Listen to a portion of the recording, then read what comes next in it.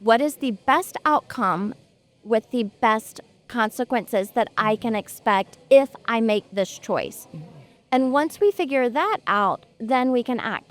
Not all decisions are that big of a deal. So sometimes we get stuck in that overwhelm of overthinking, and we just need to make a decision.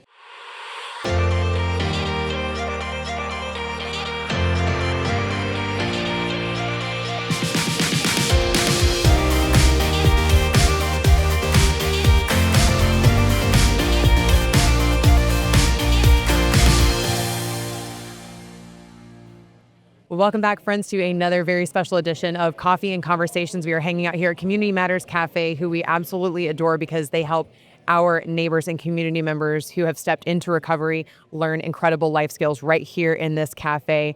Now, life skills are something that are important for all of us and can be really challenging if you find yourself to be neurodivergent in a partnership with somebody who is neurodivergent, experiencing ADD, ADHD. So I want to tell you what to expect from today's conversation because there's so much good information. I'm going to be joined by somebody who is going to talk about not only how to help your children if they have received an ADD or ADHD diagnosis, but also maybe if you think that's something that might be playing a factor in your life as a grown-up, as an adult. And so I am very happy to be joined by Ashley today. We've seen you on QC Life a couple of times, but now you're at Community Matters with me. I'm so excited to be here, truly. Thank you. So Ashley, first of all, you and I have been talking a lot, and we connected because you sent me some really beautiful books that literally made me start to cry. And there were these books about children and how they function in different spaces and places with neurodivergent tendencies. But first of all, I want to take it back before you ever got into this space and talk about why you became a coach for students, children, and adults that have ADD and ADHD. Okay, so a lot of people don't know, but I was actually a Charlotte Mecklenburg school teacher a long time ago. And when I went through university classes, we did not talk a lot about ADHD. Right. In fact, I don't ever remember talking about ADHD. But now we know that 1 in 9 children in the United States are diagnosed with ADHD. That is a lot of children. Mm-hmm. And I look back on 30 years ago when I was in the classroom. I know I had kids in my class that had ADHD, statistically speaking. I don't know that I helped them. I would like to think I did, but not with the actual tools and skill sets that I have today. And that pains me a little bit. So because of that, and then obviously my own family having a lot of ADHD in it as well, I thought I'm doing a deep dive into this because I want to help more people. And I love the fact that you said you decided to take that deep dive. And listen, I'm not saying everyone needs to become a couch potato reporter, or a keyboard doctor, as I like to call it. But the fact that you took really active steps to understand what this was, and really so much of that was a catalyst from seeing it within your own family. So can we start with your hubby, who I love? He's over here. I'm calling him the hub tourage because he's just the best. He takes the pictures, he fixes the hair. Like, we love a supportive cane. But that's one thing that a lot of people don't understand necessarily. If you don't have any neurodivergent tendencies, having a partner that's like that. So I would love to understand somebody who's on the other side of me during a relationship, because I am diagnosed with ADD, ADHD. That has to be kind of a roller coaster for somebody else to date me. So what did that look like for you being in that partnership? Yeah, for sure. Well, first of all, ADHDers have a lot of positive qualities in them. So look at you. Yes, look at him. That is one thing for sure. But in general, let's just talk about relationships in general. Relationships require a lot of commitment. Yes. Incredible commitment. They also should have a lot of grace in them. So whether you're neurodivergent, whether you're neurotypical, grace matters a lot. And so I always want to seek to understand who my person is. ADHD is just a diagnosis, but it's not really just who he is. So that's very important to think about. I don't just look at him and go, oh, ADHD. Right. Hopefully your partner would never do the same to you. Who are you really? And again, we all have strengths. We all have weaknesses. How does ADHD play out into those? It's important for the individual to understand so that they can learn to advocate for themselves, but also for me to understand, who is this person? But the truth is, we would need to understand that whether we were partnered with an ADHD or not. I need to know my person. And a lot of people forget that. They think about that maybe when they're dating at first. Oh, he's cute, or he's this or that. But no, I really need to know you. Because it is true, beauty can fade. Muscles might fade. What we think is really cute and fun and impulsive becomes really scary and frightening down the road in a lot of situations. So first of all, we need to seek to understand who that is, have a lot of grace in it, no matter what kind of relationship we're in. But I can give certain situations too. Yeah, sure. We love it. We love a situation. I'm like, take notes. Got it. Where are the keys? Was a constant discussion in our early Play about days. me. Sorry. I don't know what my keys are. Yeah. Again, it's a common situation, losing a lot of things. So again, that's where executive functioning skills come in. We need to be incredibly organized. We need to have that one spot. It sounds so basic, and it might be to a more neurotypical mind, but to a busy mind, that's just like where they go when we hit the door. If we stop by the refrigerator, it doesn't matter. Well, that requires a lot of patience when you need to get out the door. Right. And you don't know where the keys who just are. found my driver's license and credit card in between my seats. Yeah. And I was like, oh, look. And my friend was looking at me, and I was on the phone with my sister, and she goes, you're the most type A, type B human I've ever heard of. She's like, I don't know how you do all these things, and you haven't seen your driver's license for 2 months. Right. And I'm like, I always know they'll show back up. Yeah. But Because I again, put them somewhere. right. But you didn't just become this yesterday. You've always been this. So if you know yourself, then you're like, okay, this is just who I am, and it'll show up. Like, Literally. I'm chill, I'm cool, that's great. For me, I would probably be laying in bed all night with that thought twirling in my mind of, where did my license go? Oh my gosh, do I have to go to the DMV? Wait, I heard the North Carolina DMV, you can't even get an appointment right now. And so then I spiral into that. Well, if I'm married to you and you're all chill about, oh, it'll show up. But for me, I can't sleep because I'm like, well, what are we going to do? What if we need to sign something? What if we... Then that's going to create some friction. Right.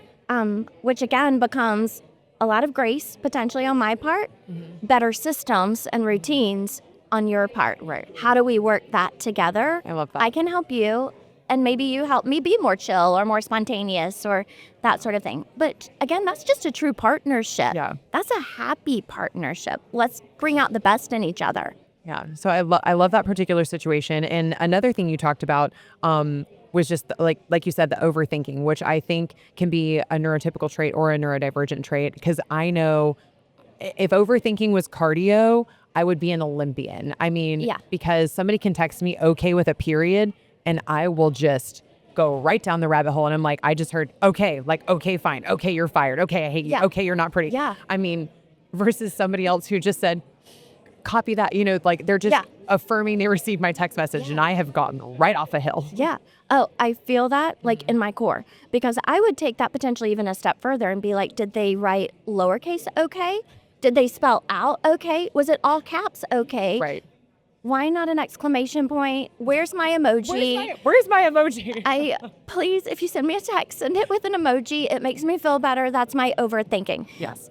That has nothing to do with neurotypical, neurodivergent. It's my superpower. What I do think it's rooted in is fear.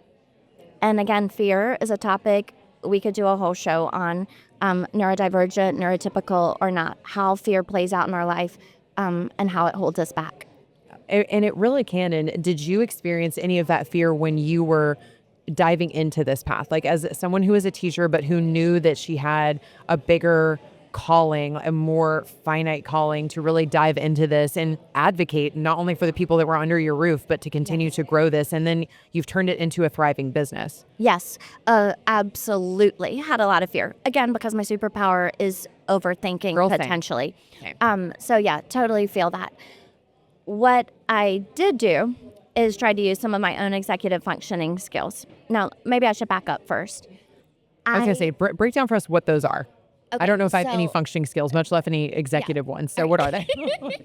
1,000% you do. And here's one way I know.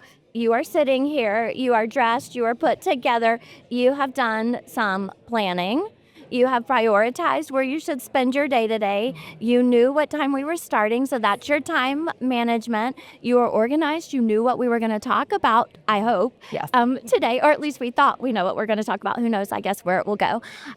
So there's definitely that. You practice some impulse control. By the way, I've been naming executive functioning skills as we're talking.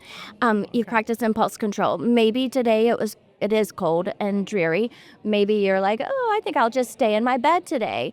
But you didn't. You got up and clearly you're here. So that's actually using your impulse control of not just staying in the bed and blowing off your job or your career or where you should be. You're using some potential emotional regulation as we're talking.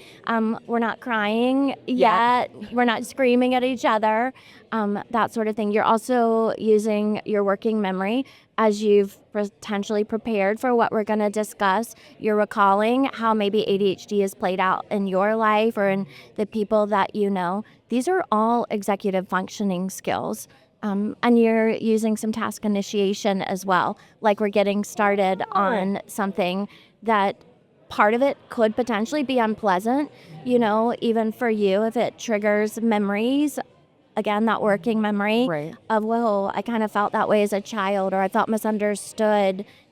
All of these things are interrelated. These are all our executive functioning skills. They play out every day in our life. The reason that I work so much with ADHDers and executive functioning skills, because ADHD is typically a lack of motivation. It's also a weakness in executive functioning skills. But it's also not a death sentence because, again, there's so many great qualities to ADHD. And clearly, we're all prime examples watching other people, plenty of successful people that are doing great things. So, And I feel like you have so many of those great success stories just that you have worked with. Just to let everybody know, I was diagnosed at a very early age. We talked about that when we were on QC Life on air. And mine was because I had a mom that was like you. She was a wild advocate for me.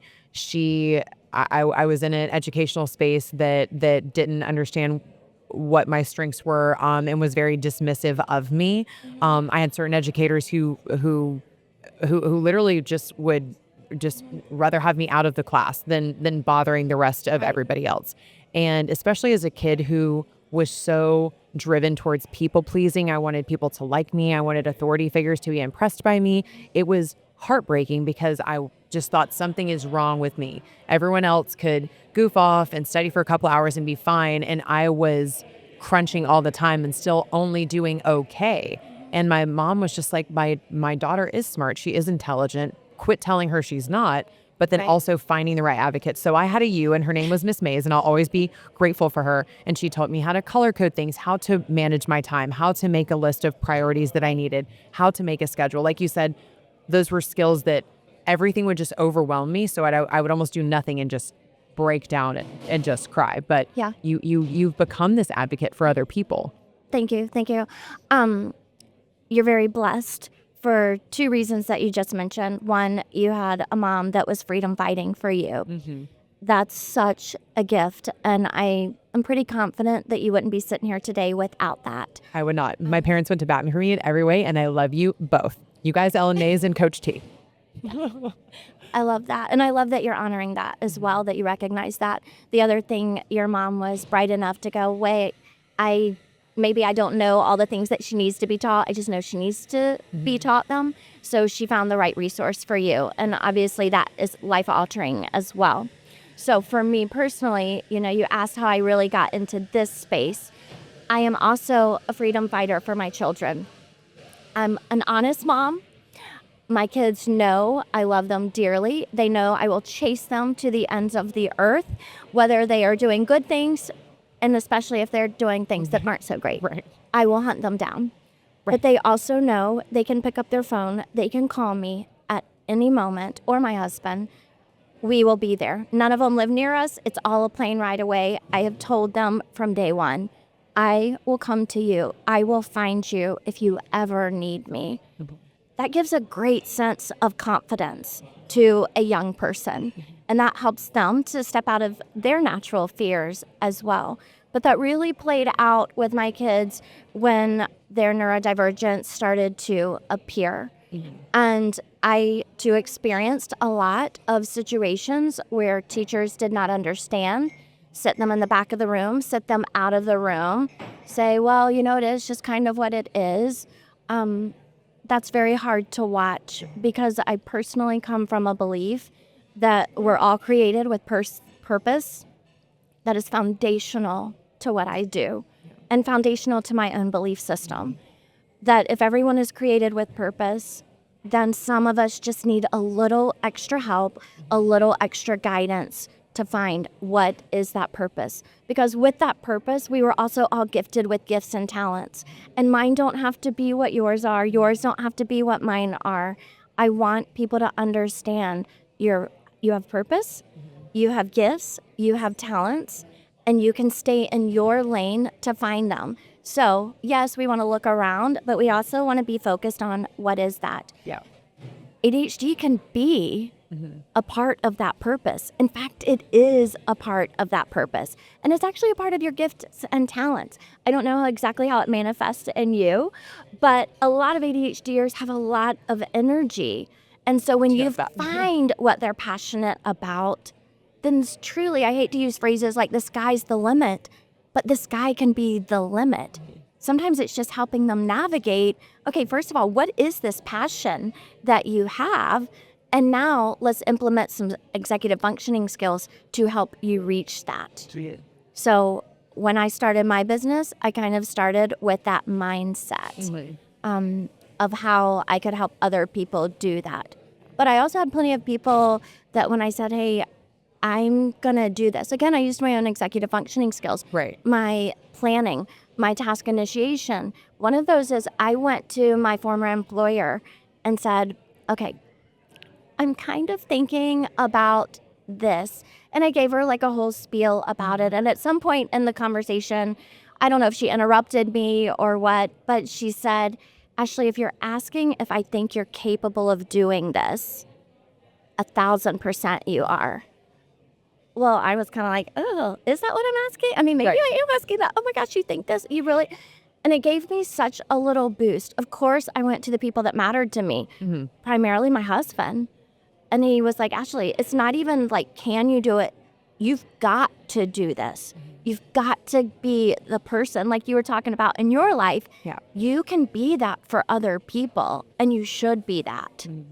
I had other people that were like, are you sure you want to do this? Right. Like, are you You're sure going to make a whole business out of this? Yeah, right. And I remember looking at one who I want to believe like she was giving me, her advice or her thought process. A lot of times people project their own thoughts on us as well. Right. I wasn't exactly sure it's what I wanted to do. I just knew what I had been doing wasn't all I wanted to do. And so therefore, that requires a step of faith, a step of action, a little courage, if that makes sense. And sometimes we have to dig deep to find that. Yeah. But I decided it was worth it to me. I'm digging deep. Yeah. And then I'm going to be that freedom fighter, not just for my kids, but for your kids, for your kids, for your kids, for this adult, for that one. I'm going for it. And you went for it. And that's exactly why we're sitting here right now. And now you're a published author. You're a very sought after coach.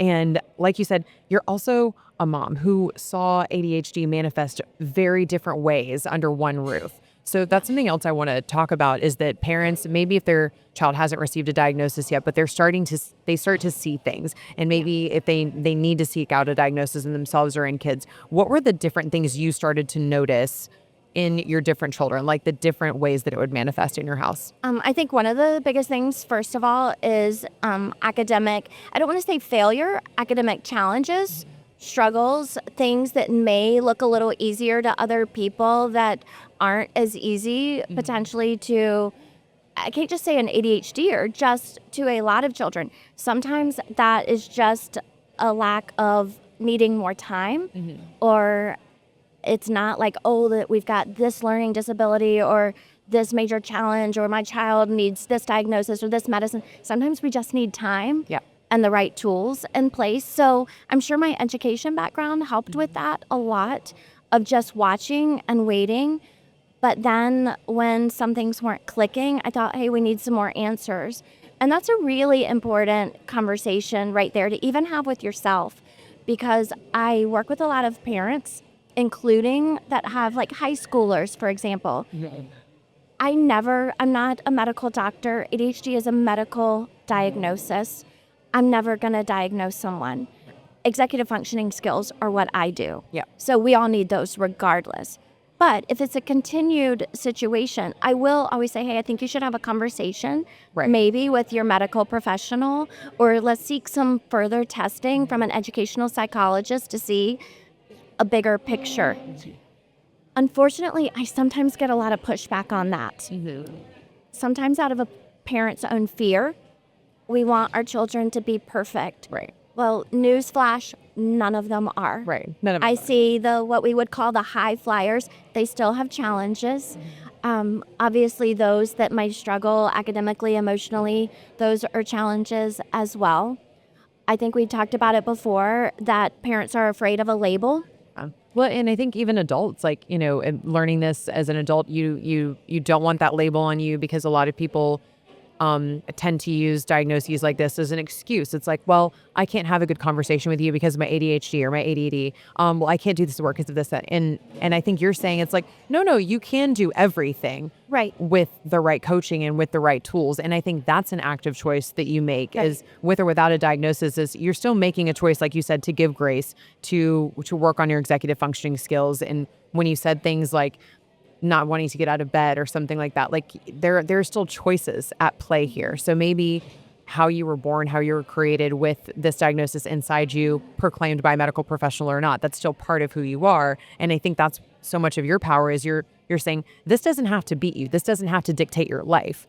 Yeah. And that label also doesn't have to dictate your life. But I think the reality is we're scared. Like you said, you don't want to label your kid. I told you before we started, there was a job application that said, do you require any special accommodations or anything like that? And it was, first of all, felt a little HIPAA-ishy. Right. Yeah. But It's not uncommon, by the way, to see that. But yeah, and I naturally, normally I would be like, well, yeah, I have this, and then I took it off because I thought, oh, what if they don't want to hire me because I look like I'm going to be a problem?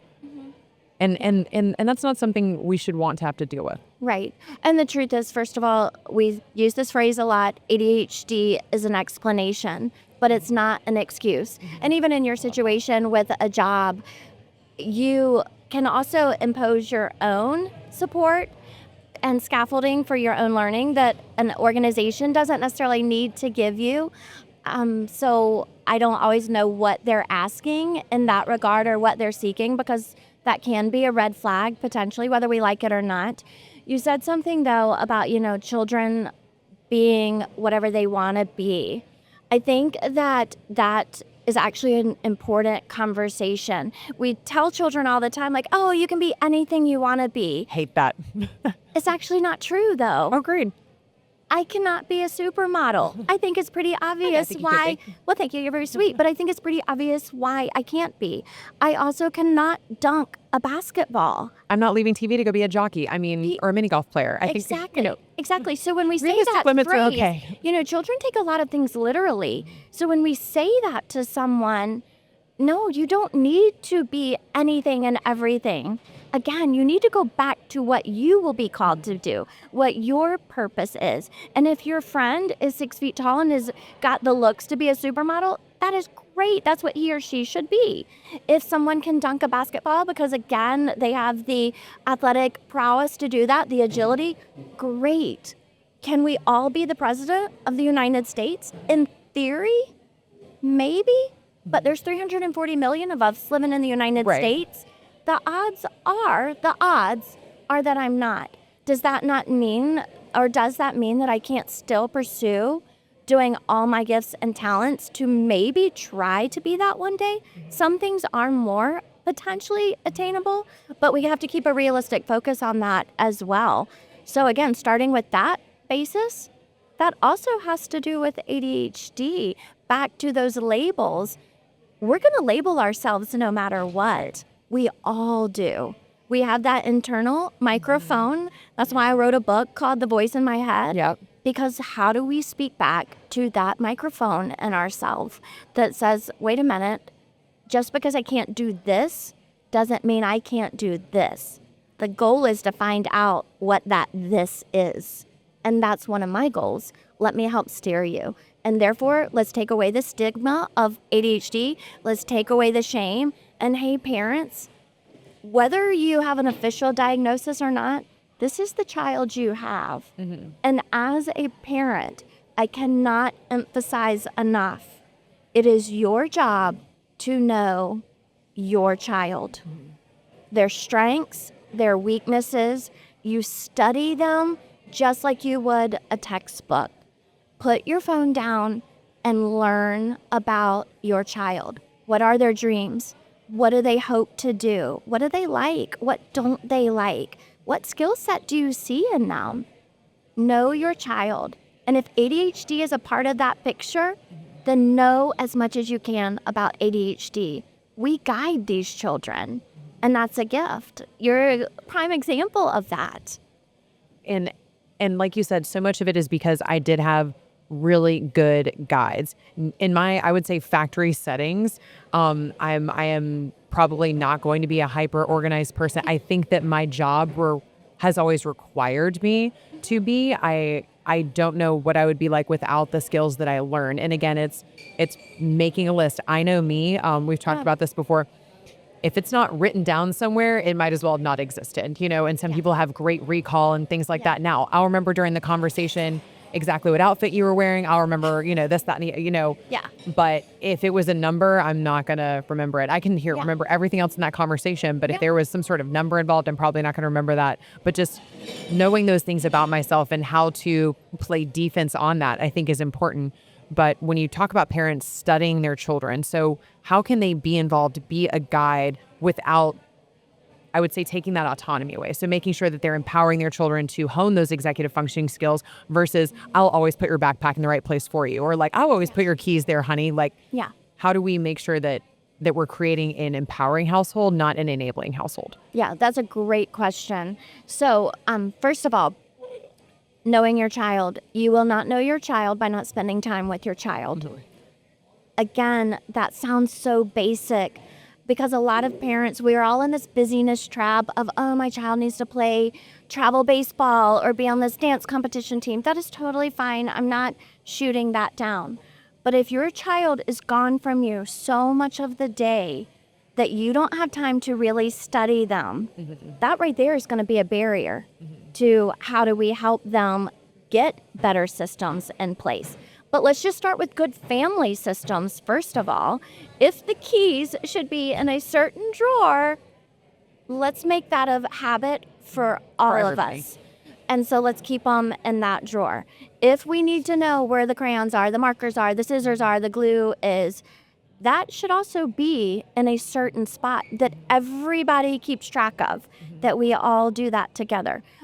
If we need to use writing things down as a skill set, let's start using some whiteboards. Now, they maybe aren't as decoratively, aesthetically pleasing as we want them to be, so that's fine. Hide it behind a closet door. Write it down where everybody can see it. Maybe you're in the pink color, I'm the green color, whatever the case may be. Another thing that I love for families to do, have a family meeting. It's also great for your marriage. My dad's listening to this and going, see, this is why we have a weekly family FaceTime Sunday at 7 if anybody ever wants to tune into that. I want to be a part. Go for it. It's just really my dad flipping the reverse camera on and off multiple times, and then we all get into it. But we have one every week, and we're all in our mid-30s. Yeah, okay, so what your dad is also doing is being intentional. Again, we think we're doing all these wonderful things for our children, but what we really need to do is be intentional with them. I want to look you in the eye. I want to hear how you think, what makes you tick. I want you to feel known. Now, that doesn't enable you in the fact of you still have to be a responsible human, an adult. I want that for my own children as well, because one thing I see is that when we are the guardrails for our children, especially all the way up through high school, and then the ones that choose to go off to college, the rails are gone and all havoc, chaos ensues, and we end up having a very panicked person on the other end of that, which then makes us feel panicked as parents.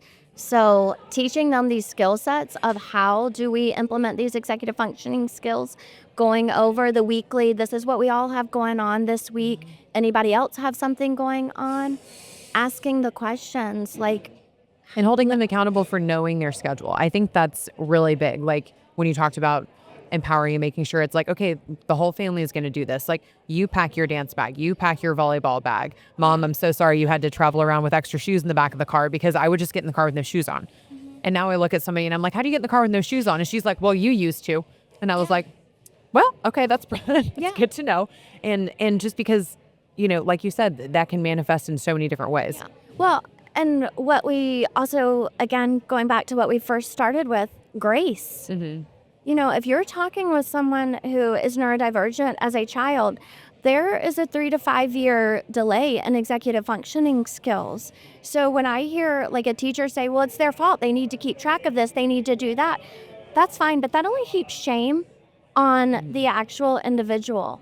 So let's look at really root cause issues. What kind of learning can we use? How can we scaffold that so that they don't forget where their homework is, so they don't forget where their shoes are?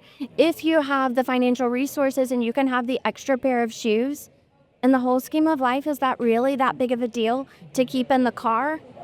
What is worse, to have an extra pair of shoes, to just be more prepared? You're actually teaching your child, hey, let's have a backup plan. Mm-hmm. We're planning that if something goes wrong, we have a way that we can help fix it. Yeah. There's no shame in that. But there'll be a lot of shame if you have someone yelling at you all the time, even in a nice, helpful voice, going, what do you mean? I told you to get your shoes. Where are your shoes? Why aren't your bag packed? You know you have to do this. All those negative messages pile on, pile on, pile on. That's a problem. Look, Pat, it's too early in the podcast to be crying. No, crying. And it's just funny because I hear those things and it's things that I remember so viscerally, just as you were saying them, even in your beautiful tonal voice that you have. But I just remember hearing them just going, I told you this. So where is this? You know, and again, as kids, no one, first of all, like, even as adults, we don't need to be raising our voices at each other. Like, it's just something that I don't think needs to be done. I think you can make your point and make it gracefully. As somebody who used to, like, I think came from my dad was a yeller growing up. I was like, love you, Dad. You know that about yourself. But, and then later understanding your message gets across so much clearer and actually can be received more if you can say, hey, we keep losing our homework. Let's fix this, versus scream at that child that you don't know where your homework is. Right. All that's going to do is make that child terrified of homework. My whole thing was math. Like, I knew I was getting in trouble if I didn't do well in math. Ballet was going to get taken away. So that made me so terrified of math because that was between me and like the thing I loved most was ballet. Yeah. Again, some of those are natural consequences. Some of those are imposed consequences. Again, if we're talking the ADHD, but again, executive functioning skills affect all of us. Mm-hmm. So back to emotional regulation, impulse control, that yelling, those are executive functioning skills. Mm-hmm. So we want to bring that self-awareness to say, hey, I kind of struggle with this. Yep. Maybe I grew up in a loud house. Mm-hmm. Maybe I'm Italian, husband.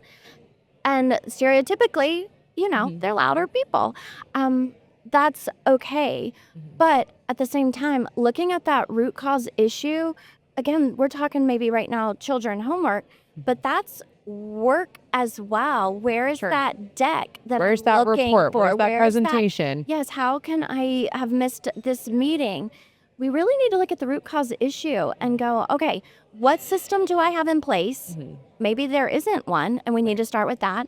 Or what system will I use? Maybe the system you have in place isn't working. Mm-hmm. Let's reanalyze that and go to one that will work. And what works for me in my system and what works for you may be totally different. Right. That is autonomy. But helping our child especially to understand that, hey, these are some of our options. Which one do you think will work best for you? Let's try it. Choices. If it doesn't, another executive functioning skill, flexible thinking. We are not locked in to a lot of decisions forever. Marriage, hopefully, yes. Having a child, yes, I'm always going to be my kid's mother. Yeah. But a lot of the other decisions, we can pivot if we need to. And not only do we pivot, we should pivot. And that's an executive functioning skill. Another executive functioning skill you mentioned is that emotional regulation. And I feel like this is something I have, now that I'm the mature woman of 36 that I am, but it's something I really have to focus on. And I feel like that's where a lot of my ADD, ADHD can play into, because my dad calls it my Chicken Little syndrome, because I'll be like, I have this and I have this and I have this and I have this and I have that, and it'll start to pile up, and then I'll just think the sky is falling. And my boss Shay and I, we go to the ground, like you're on the floor, and I didn't like the fact that my emotions could take me to the floor, or that somebody else's maybe ill treatment of me or just passing something at me would just crumble my deck of cards so quickly. So what are some things that we can do in terms of executive functioning to emotionally regulate? And maybe if somebody does come in super hot at work and they're yelling at you or whatever, how can we regulate ourselves? Or whether we feel overwhelmed, how can we just say, I love and hate this phrase at the same time, but my dad says it all the time. How do you eat an elephant? One bite at a time. Don't eat elephants. That sounds gross. Yeah. But how do you eat a big burger? One bite at a time, something like that. And just get that emotional regulation into something so we're not overcome and overwhelmed with that emotion, and then it throws us off our tracks. Yeah. That's a pretty big question in a lot of regards. So This is only a few minutes. Let's just go back. First of all, when we're talking about emotional regulation, if we're relating it to ADHD, then it's a known fact that ADHDers, again, with that weakness in executive functioning skills, do have big emotions that can be super excited about things where it can also be that feeling of complete sadness, dejection. In fact, it's not an official diagnosis, but a lot of ADHDers in general struggle with what we call rejection sensitivity dysphoria. I think a lot of that is rooted in perfectionism, also in feeling those emotions so intensely. That's really hard to explain if you've never felt these emotions like that. So if you're talking with a child, they may not understand that not everybody feels things as deeply. I don't have ADHD, but I am a very sensitive person. I've said already, my superpower is overanalyzing everything. So again, executive functioning skills are for all of us. I can really quickly go into that deep dive of, am I good enough? Why did I do this? I go into rumination. Did I really say that? Oh, did I not say that? I should have said that. It just toys with my mind. So let's look at the bigger picture first of all. Where does my value come from? Where does my worth come from? It's not going to come from making the mistake of losing my cool once with my child, maybe not even 5 times. But at that point, I really need to also think, what can I do to regulate myself? Right. Do I need to walk away? Do I need to take a deep breath? Do I need to just think through, is this really that big of a deal? Right. So I can look at things that way. But also when I'm looking at emotional regulation, of thinking, okay, what is this voice that's in my head telling me? Why do I immediately think that just because someone else isn't buying into my calling or what I enjoy doing, that makes it a bad choice? Or more importantly, that I'm a bad person? Right. I have to really think that through and think, where or to whom am I giving weight in my life? Who are the people that matter most to me?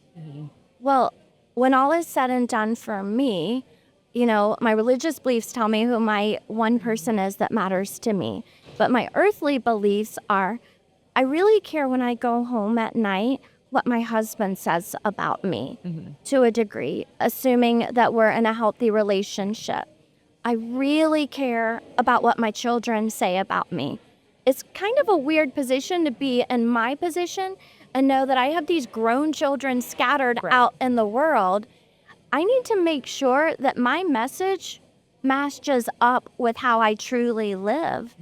So If my kids watch this show, are they like, she never did that. That's not our mother. What? It's important to me that they can say, yep, that's right. She was always telling us that. So that message needs to matter. Who do I give my worth to? Otherwise, why am I giving it away to other people that don't truly matter in my world? I'm not saying that's easy to do, especially I would assume in your business. When you're out there, you probably get, I'm assuming, like, I don't like your lipstick today. I mean, I don't know. Oh, you'd be amazed. Yeah. I do see your emails, by the way. Yeah. Even the nasty ones. They all come to me. Yeah. I mean, there are a lot of keyboard warriors. Yeah. There are also a lot of people out there that are projecting their own fears on us. And I have to look at that and bring that down and go, okay, is this a valid concern? Is this a valid piece of feedback in my world? Or is this someone else projecting their own fears on me? And again, how much weight should I give that? That will help control our own emotions, whether we're super excited about something or whether we're less excited or feeling that pain, whether it's rejection, sadness, whatever the case may be, anxiety. Yeah, and it's so funny that you mentioned that. Like you said, someone else necessarily dictating how you feel about something, because I think we see it a lot with social media. People who are maybe just doing fun TikTok dances, or they're doing get ready with me videos or whatever, and somebody will be like, "This is stupid." Right. Well, it's not for you then. Keep scrolling and beat it, and I think that's what's something so interesting. And we've talked about it a couple times in Coffee and Conversations. Not everything is written down, is created or whatever for you. So honing in on what you want to fill up your cup with, what is going to work for your family, taking those pieces of advice. But one thing I think that is big for ADHDers is I know for me is sometimes information overwhelm. Yes. And we get a little bit of a shiny penny syndrome. I'm like, oh, I was hearing all about this person, and then all of a sudden I'll know everything there is to know about that one school of thought or this or that and the other. So when it comes to taking a step back and, like you said, getting that regulation into making sure that we're creating a true person. I've read a lot that people with ADHD kind of struggle with that. And I know I do, where it is saying, who am I versus what I do. Alex, my producer that's sitting over there. What did you tell me yesterday? That I am not my job. What did you tell me? I'm not my job. Yeah. So Alex, our producer, told me I'm not my job. And I said, what do you mean? That's all I am is my job. And he goes, no, you're Jana first. And your job, I said, Jana is the job. Job is the Jana. He's like, nope, we're going to have to work on that. But it was the same as when I was in volleyball. Like, I took on whatever is around me is what I camouflage into. And my boss, Shay, who I'm sure will be watching, it'll drive her nuts when she's like, what do you want? And I'm like, I don't know. What do y'all want? What do we need? And she's like, what do you want? And I think that can actually be challenging for people with ADD and ADHD, because you have so many options, and then also there's some people pleasing in there. What was the phrase you used earlier? The fancy schmancy thing that's placed in people pleasing. I don't know. I don't know. It was good. If we were, I don't know. Okay. If I was an ADHD, I remember. We'll roll the tape back. You said it wasn't an official diagnosis, but it was something that's like been popping up. We'll think of it. Okay. But it's something, again, that's kind of rooted in that people-pleasy era. So we talk a lot about organization in general with executive functioning skills, but we think of that as, do I have the right container? Do I have my closet organized? Right. Is it color-coded? Right. Do my pens match? Yeah, exactly. That can be organization. What we forget is the organization of our mind. And so when we think about impulse control, again, we want to stop and think before we act. But while we're thinking, we want to ask ourselves, is this a good idea? What is the best outcome with the best consequences that I can expect if I make this choice? And once we figure that out, then we can act.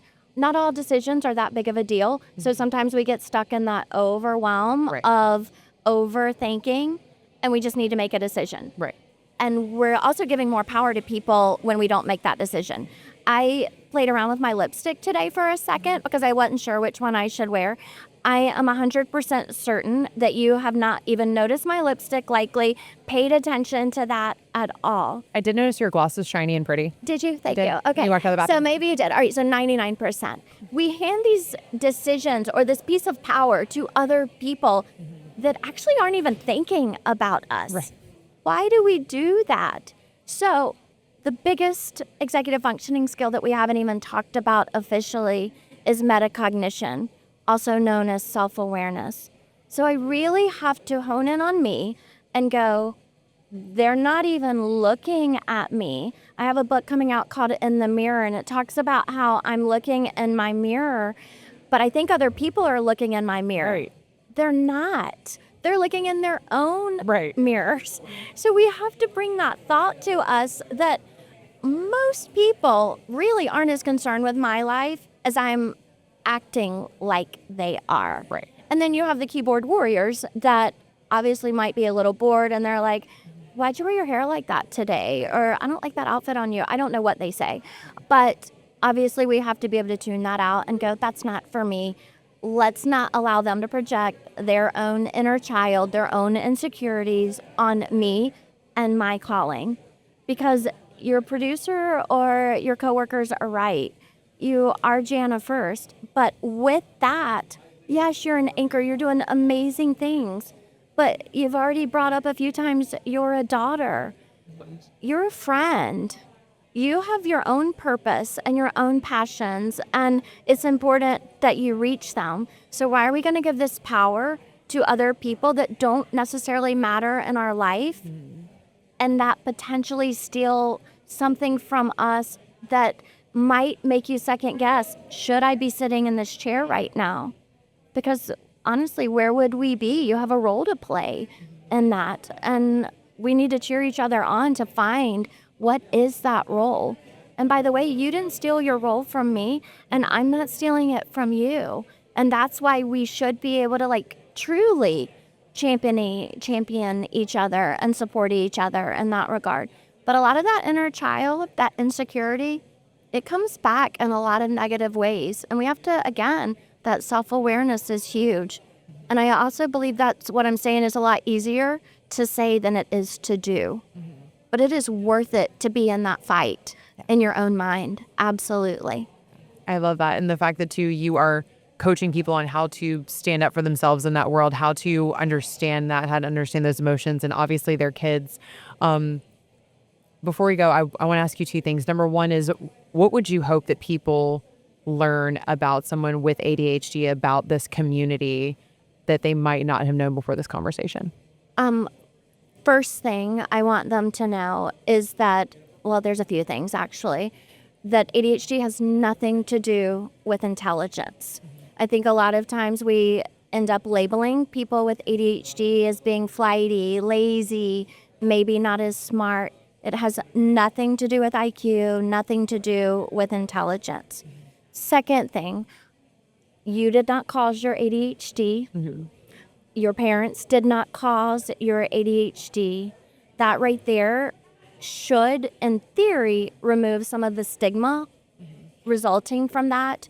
The shame that people carry, that maybe things seem a little bit harder to them than to someone else who might have it all together, which I assure you, none of us do.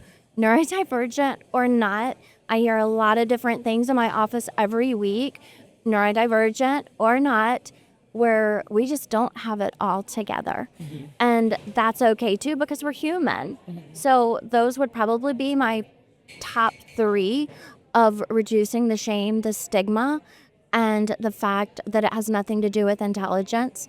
But with that also comes responsibility.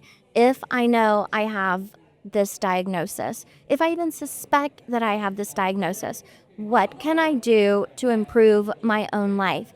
That gets back into that self-awareness. What kind of systems do I need? Do I need to have a stress ball that I do sit there and squeeze when I'm feeling upset? Do I just know that if I just go and have a good cry for a minute, that makes everything better? And that's okay too. A bad day, a bad moment doesn't make a bad life. Can I just remember that? That, again, we all have our own purpose, and it's our job to help find it. And if we're still a parent of a child, then it's our job to help them find it as well. I love that. A bad moment, a bad decision doesn't make a bad life, which is huge, because I think a lot of times we can Absolutely. just fixate on that. Like you said, that We'll become rumination. paralyzed with fear. Yes. And again, we could talk about fear for a whole segment because so much of what we do or don't do is related in fear. I think we'll do that. I think that sounds very season 2 Coffee and Conversations. I love that. Now, before we go, something that I always ask everyone, obviously we have big cups of coffee. Community Matters fills up the cup of people who have stepped very bravely into the recovery space. So I always like to talk about what fills your cup at the end of the day. Okay. What truly fills my cup at the end of the day is obviously my family. I'm sure you can tell I'm very passionate about my family, my extended family as well. What truly fills my cup, though, is thinking that I could look into a child's eyes and tell them what I see in them. I start every session with a new client of saying, I promise you, as much as it's up to me, I'm never going to lie to you. I'm going to tell you straight if there's something that we need to work on, but I am here for you. I'm going to support you. I'm going to cheer you on, because I don't know if I'm talking to little Jana that is gonna one day be this anchor on a show that I can help propel to fulfill that dream, to spread her talents. I don't know if I'm talking to the teenager that is going to be a medical doctor that could potentially find the cure for cancer. I don't know if I am talking to the future mother of the next president of the United States. And I don't know if I'm talking to the mother that is in her 40s that's like, I'm a disaster. I don't know how to get it together, and I'm going to ruin my children's lives. I see these people every day, and I want to speak life into them.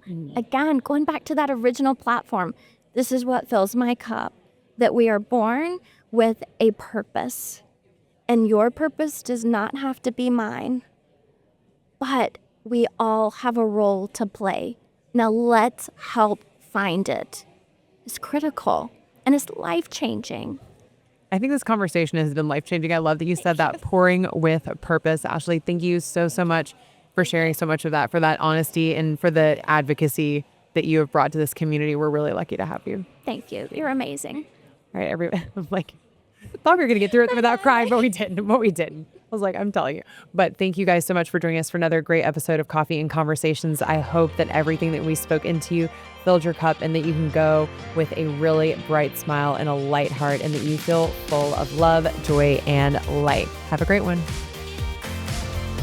To everybody out there, thank you so much for joining me for Coffee and Conversations. Now, if you want more stories of motivation, inspiration, and empowerment that can fill up your cup when it's empty, no matter where you are, I invite you to subscribe to our channel for more.